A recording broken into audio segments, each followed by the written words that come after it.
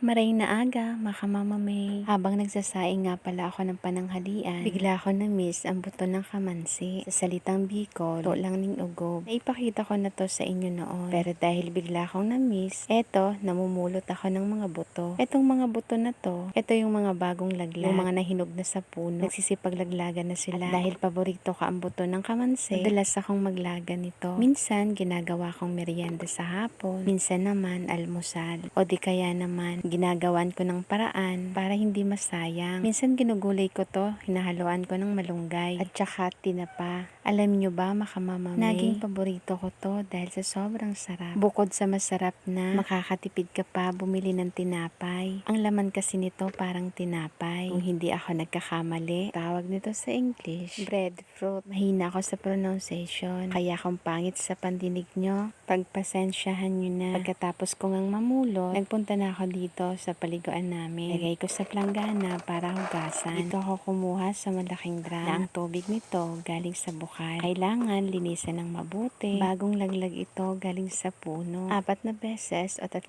beses kong inuulit na hugasan. Dahil kahit papano, nalaglag pa rin sa lupa. May nakapagsabi nga sa akin, anti-cancer daw ito. Mahabang paliwanag, i-google nyo na lang po. Nang para alam natin kung ano ang kahalagahan ng buto ng kamansi. Bata pa lang ako, sobrang paborito ko na to. Sa dinami-dami ng nakwento ko. Natapos din sa wakas. Eto nga, medyo makulimlim na naman ang panahon. Sarap itong merienda kapag umuulan. Eto nga, nilagay ko na sa bagong hugas na kawali.